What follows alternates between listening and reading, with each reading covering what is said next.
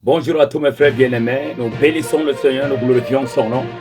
Nous exaltons son nom par sa fait dans nos vies. Voilà, nous revenons encore pour parler brièvement de certaines choses, de certains mystères que le Seigneur m'a révélés. J'aimerais partager ça avec tout le monde pour que ça soit écouté, parce que vous savez, le fait d'écouter des choses comme ça, c'est une grande éducation que le Seigneur nous accorde, gloire à Dieu. Nous évoluons. Avant de continuer, nous allons d'abord prier. Père et Tout-Puissant, assis sur le trône, maître de ciel, le roi des rois, tu as dit, ma parole ne sortira pas sans effet, Seigneur. Remettons entre tes mains que si nous donne, Père, la capacité de proclamer ta parole, parce que tu as dit, ce n'est pas vous qui parlerez, mais c'est moi qui parlerai en vous.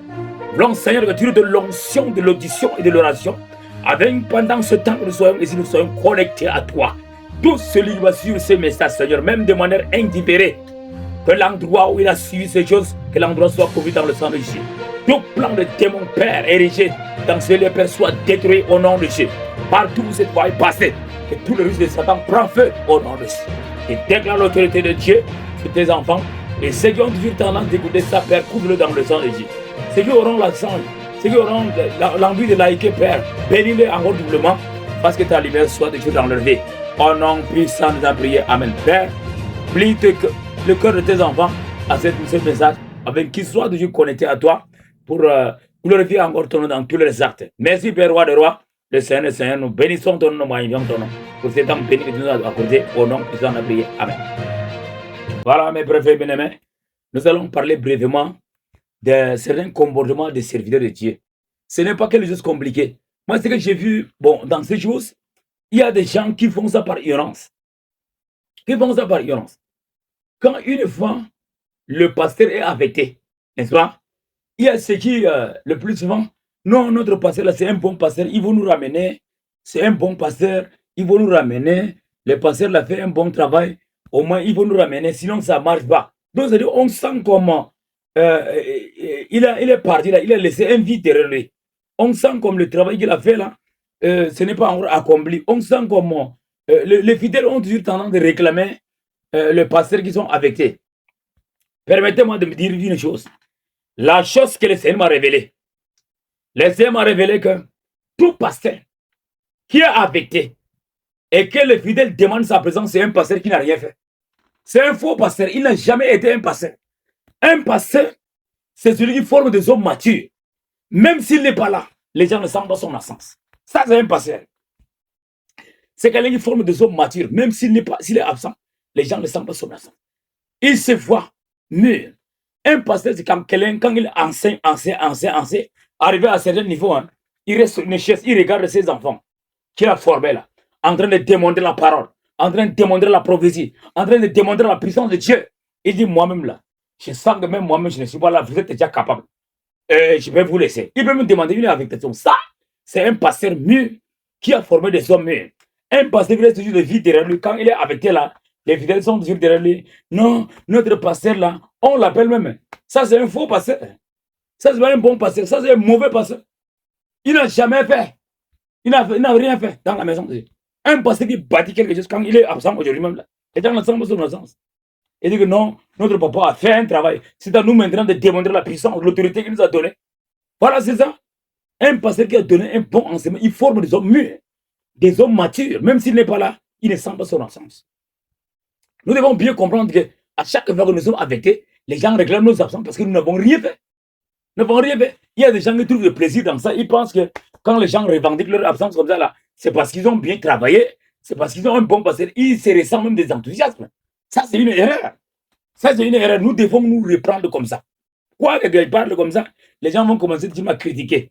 Dire des choses comme ça, moi, je m'en fous. Si vous me critiquez, j'ai déjà dit que les critiques la m'aident plutôt à me perfectionner. Quand quelqu'un me critique, là, moi, j'aime les critiques. Les critiques ne vont m'arrêter. Ils vont m'aider plutôt à me perfectionner. Quand ils me critiquent, là, ça va me perfectionner plutôt. N'est-ce pas? Nous devons nous dire la vérité. À chaque fois que tu es affecté, tu sens que les gens revendiquent ton argent parce que tu n'as rien fait. Tu n'as rien formé. Tu n'as pas laissé les hommes. Vous savez, il y a des gens, hein, tu as fait 5 ans à l'église ou 4 ans à l'église ou 2 ans dans une église. Maintenant, quand tu quittes, hein, tu confies les fidèles à tes enfants, à un autre pasteur. Non, ceux-là sont les bébés spirituels. Ceux-là sont comme ça. Ça, c'est un mauvais pasteur. N'est-ce pas? Ça, c'est un mauvais pasteur. Un pasteur bâti dans la parole, il ne laisse pas de bébés spirituels te relever. Quelqu'un qui a fait 2 ans, 3 ans avec le pasteur, il est toujours bébé spirituel. Un homme, un enfant qui a fait 2 ans, il est toujours bébé spirituel. Mais c'est un sorcier. N'est-ce pas? Un enfant qui a 5 ans, il est toujours un bébé spirituel. Mais ça, c'est un sorcier, ça, c'est pas un vrai enfant. Ça, c'est un monstre. Hein? 5 ans, toi, il n'y a pas de changement. Il y a des chrétiens brouettes. Hein? Il y a des chrétiens brouettes, permettez-moi le langage. Il y a des chrétiens brouettes. Quand tu ne pousses pas la brouette, là, ça reste là pendant 2 ans, 3 ans, la brouette reste là. Des chrétiens brouettes. Hein? Quand on ne pousse pas la brouette là, la brouette reste là. Donc il faut que les gens te poussent. Hein. Les gens viennent chez toi. Et 2, 3 jours seulement, quelqu'un va venir. Ah, votre église ne visite pas les gens. Les pasteurs ne visitent pas les gens. Nous, on n'est pas dans ce domaine-là. La trompette va sonner. Il faut se préparer parce que dans ce temps, il faut libérer la vérité aux gens. Tout le monde doit écouter la vérité. On n'a pas le temps de perdre avec des amateurismes. On n'a pas le temps de. On a besoin de gens qui ont le cœur de servir Dieu dans la droiture, de chercher la vérité de Dieu. Et on a besoin de pasteurs qui laissent des fidèles mûrs, des gens mûrs. Même s'il n'y a pas le pasteur, eux, ils peuvent tenir. On a besoin de former des gens mûrs. Un pasteur, quand il sort là, il laisse des gens mûrs derrière lui et que les gens sont là. Ils commencent à démontrer la parole comme leur père. La Bible dit, il est comme son père. Pour te démontrer la parole. Toi, 2 ans après, tu restes sur ta bande, tu regardes les fidèles que tu as laissés dans la maison de Dieu là. Ils se tiennent debout, ils démontrent la parole. Toi, tu es là. Ça te fait des choix. C'est comme ça que nous avons besoin. Nous avons des hommes orgueilleux. Et ils ne forment même pas les gens. Hein. Ils veulent que les gens soient toujours dépendants de. Hein, mon pasteur, tout ça là. Mon pasteur, tu ne formes pas les gens à être indépendants. Toi, tu es un mauvais pasteur. Toi, tu es un mauvais serviteur de Dieu. Tu ne formes pas les gens. Toi, tu es un mauvais serviteur de Dieu. Tu n'as rien fait dans la maison de Dieu. Faut qu'on se dise la vérité. Moi aussi, je suis un pasteur. Donc, nous devons nous dire la vérité. Si nous voulons réellement aider les gens, formons des hommes matures, capables de démontrer la parole. Et quand une fois, tu as fait 2 ans dans l'église, tu formes 5 ou 6 personnes, ou 10 même, hein, matures dans la maison de Dieu. Même si tu ne vois là, ils ne sentent pas ta présence, ton absence. S'il y a un problème, un besoin spirituel, ils ne sentent pas ton absence. Un vrai pasteur forme des gens comme ça. Pas des hommes immatures tout le temps là. Hein, le pasteur n'est pas là. Regardons le pasteur. Les gens, comme toujours, le regard tourné vers le pasteur. Et même toi qui es devant là, tu sens de l'enthousiasme. Tu penses que toi, tu es en train de faire un bon travail. Quel travail que tu as fait? Nous devons former des gens matures. Nous devons former des gens avant d'être avec Dieu là. Chaque pasteur est appelé dans ce message de former des gens matures. Quand tu sors là, tu laisses des gens qui te demandent la parole derrière toi.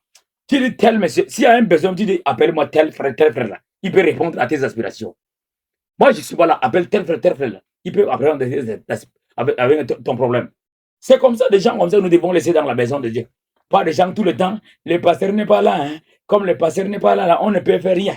Le pasteur n'est pas là. Et toi-même, le pasteur, hein, toi, tu sens que quand les gens font comme ça, c'est parce que toi, tu es un bon. Toi, tu n'as rien fait dans la maison. Tu es un mauvais pasteur. Il faut que tu changes ta façon de faire. À chaque fois que tu as invité les gens réclament ta présence, dis-toi que tu n'as rien fait. Moi, je parle ça avec détermination parce que moi, je sais que ce que le Seigneur m'a révélé, c'est ça la vérité. Je sais que tu n'as rien fait. Quand tu as invité, tu n'as pas laissé de son mur derrière toi là. Tu n'as rien fait, tu n'as rien bâti. Tu es un mauvais pasteur. Tu es un mauvais pasteur. Ouais. Les gens toujours trouveront toujours à des prétextes pour dire hein, non, qui parlera mal de mon serviteur, qui parlera mal de son père, parce que la Bible dit que s'il tient debout, s'il tombe, cela regarde son maître. Ouais, je suis en train de dire ce que le maître m'a recommandé. N'est-ce pas? Nous devons mettre ça à l'esprit. Parce qu'à chaque fois, quand tu veux quitter l'église, même si tu avais 1 an dans l'église, il faut former des gens.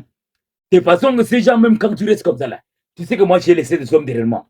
Et des hommes mûrs, des hommes capables de bâtir ou de transformer ou de faire un travail. Et les gens, même si je voilà là, ils n'ont pas besoin de chercher ma présence. Ils ont déjà mûrs. Ils ne sentent pas même mon absence. Il faut former des hommes qui ne sentent pas ton absence. À chaque fois, on est pasteur n'est pas là, pasteur n'est pas là. C'est parce que ce pasteur n'a rien fait. Voilà, c'est ça ce message que je laisse à tous ceux qui prêchent la parole, tous ceux qui forment les gens dans la maison de Dieu, tous les prédicateurs, tous les pasteurs. Nous devons écouter ça et mettre ça en pratique. Mais quand tu restes toujours dans les critiques, non, hein, ça là, c'est un pasteur orgueilleux, comme on dit sur moi, hein, je suis un pasteur orgueilleux. Parce que moi, je parle de gens, on dit moi, je suis orgueilleux. Moi, je regarde le ciel. Dites tout de moi. Que je suis orgueilleux, bon ou mauvais, ce n'est pas mon problème. Que ces paroles doivent nous intervenir. Toi, on t'a affecté peut-être dans une église 2 ou 3 fois. Est-ce que tu as laissé des hommes mûrs, des hommes matures derrière toi? Si tu n'as pas laissé, tu n'as rien fait. Tu es un mauvais pasteur. Voilà, c'est ça, nous arrêtons là, nous allons prier. Père Dieu Tout-Puissant, assis sur le trône. Et tes 3 paroles que nous avons dit, Seigneur, nous voulons que tu couvres dans le sang de Jésus. Fasse que ces paroles soient écoutées par les gens, soient écoutées et mises en pratique, Seigneur. Nous voulons que tu nous donnes l'onction de l'audition et de l'oration et l'onction de mettre cela aussi en pratique, Seigneur. Bénissons ton nom, Père. par cet avertissement que tu nous as envoyé au temps de la fin. Gloire soit à toi et l'honneur, la puissance des siècles et siècles. Amen. Merci, Père, roi des rois, par ta présence. Partout où cette voix écoutez, Seigneur, j'ai détruit le plan des diables. J'ai renversé le plan des diables. Je frappe avec le bâton tout stratégie de Satan. Au nom puissant de Seigneur, prier. Amen. Que la paix, la joie de Seigneur soit avec tous ceux qui ont écouté ces messages. Likez et abonnez. Que la paix de Seigneur soit avec vous. Amen.